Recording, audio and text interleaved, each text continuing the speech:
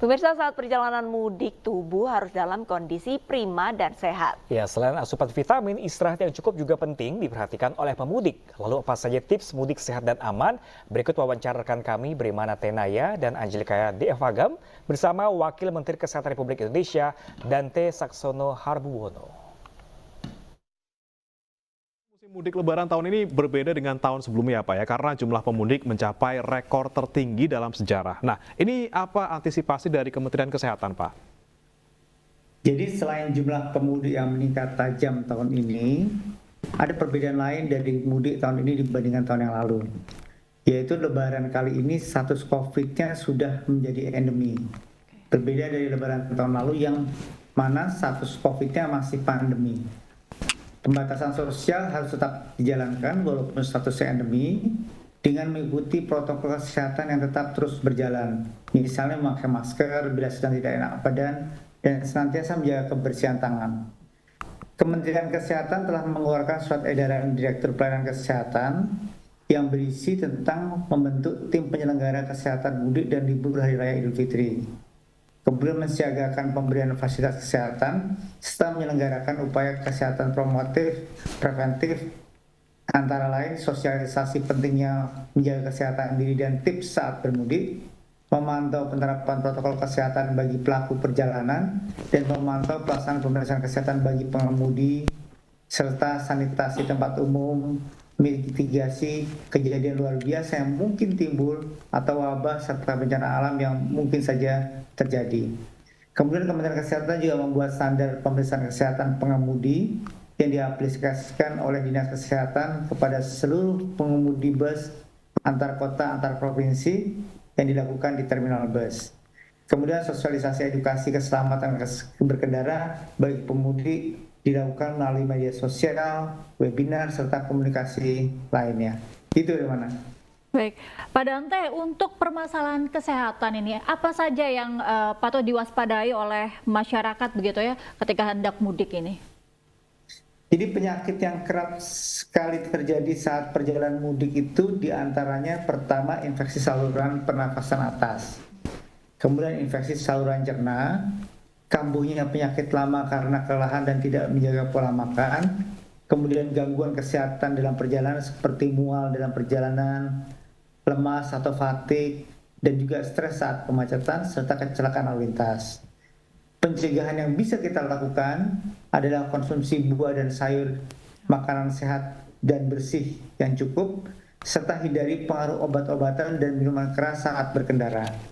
Kemudian minum air cukup saat berkendara serta tidak begadang sebelum berkendara atau pastikan cukup istirahat sebelum berkendara. Peregangan berkala di sela-sela perjalanan juga penting.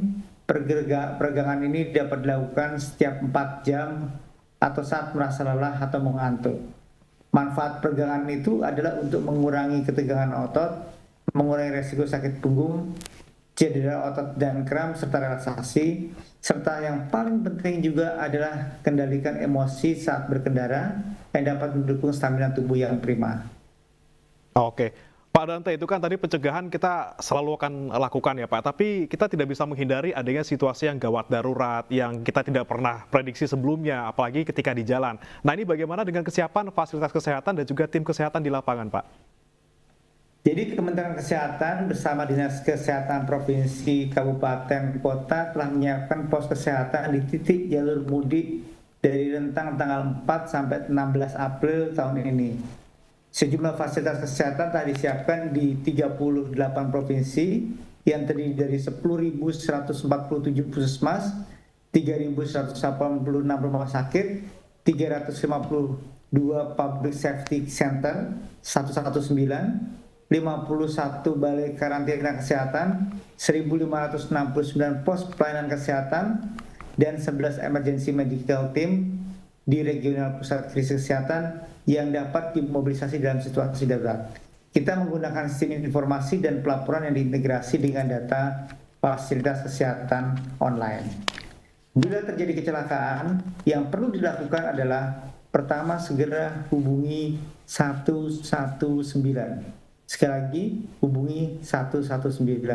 Kemudian sebelum menolong, pastikan diri Anda terhindar dari bahaya dan minta bantuan orang di sekitar Anda untuk mengamankan lokasi kejadian.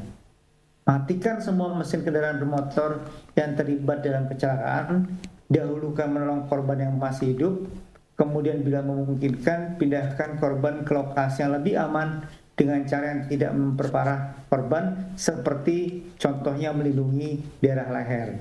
Dan jangan memindahkan kendaraan yang terlibat dalam kecelakaan karena merupakan barang bukti polisian. Oke. Baik Pak Dante, dengan kesiapan fasilitas yang sudah baik begitu oleh Kemenkes, lantas apa saja yang didapatkan oleh pemudik dari fasilitas kesehatan di seluruh provinsi Indonesia selama mudik Lebaran ini? Jadi seluruh fasilitas kesehatan yang ada serta posko musik sudah dapat dijelaskan sebelumnya dan dapat diakses oleh pemudik yang ingin menggunakan. Dan pemudik yang terdaftar di BPJS Kesehatan dapat menggunakan layanan kesehatan tersebut secara gratis. Jadi jangan lupa bahwa kartu BPJS-nya dan kartu BPJS-nya dapat digunakan di fasilitas kesehatan yang tersedia. Oke, Pak Dante, tadi kan Anda sempat bilang bahwa jaga kesehatan selama mudik ya Pak ya, kemudian tadi istirahat yang cukup, jangan begadang sebelum mudik gitu ya Pak ya. Ada nggak nih Pak tips-tips lain yang bisa diikuti oleh pemudik agar nanti mudiknya lancar, sehat, dan menyenangkan Pak? Jadi kondisi yang paling penting adalah bahwa kelelahan itu tidak terjadi. Tips mengatasi kondisi selama menempuh perjalanan mudik serta mengantisipasi daya tahan tubuh antara lain, pastikan tadi sudah istirahat yang cukup sebelum melakukan perjalanan, kondisi tubuh dalam keadaan fit, perhatikan tanda-tanda kelelahan, terutama saat merasa mengantuk saat mengemudi. Jangan dipaksakan. Kemudian ciptakan suasana yang nyaman selama perjalanan, pilih makanan yang sehat dan bergizi, bawa obat-obatan yang diperlukan selama perjalanan. Ini penting karena obat-obatan untuk mengatasi mual, sakit kepala, serta perlengkapan medis darurat itu harus ada di tiap-tiap kendaraan yang dibawa oleh pemudik. Jika merasa sakit atau tidak fit, manfaatkan posko kesehatan yang nanti ditemui dalam perjalanan. Baik, Pak Dante, kecelakaan lalu lintas ini kan tadi sempat disampaikan juga berdampak bagi kesehatan dan dapat mengganggu perjalanan mudik. Nah, apakah ada pemeriksaan kesehatan bagi pemudik maupun pengemudi ini Pak di sepanjang perjalanan jalur mudik? Jadi memang kita sudah melakukan pemeriksaan kesehatan bagi para pengemudi, baik pemeriksaan kesehatan secara yang dilakukan oleh perusahaan pengemudi tersebut secara langsung. Dan pemeriksaan pengemudi diaplikasikan di Kementerian Kesehatan melalui surat-surat edaran yang dilakukan untuk melakukan pemeriksaan pada pengemudi bahwa pengemudi itu terjamin sehat.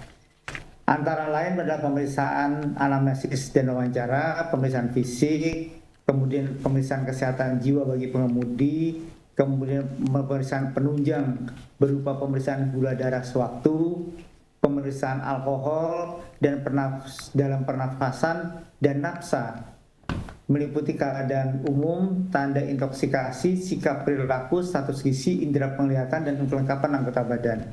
Pemeriksaan kesehatan ini dapat dilakukan di PO bus, terminal, posko fasilitas kesehatan yang secara mandiri atau bekerjasama dengan puskesmas sebelum keberangkatan H-7 hingga H+7 Idul Fitri 2024.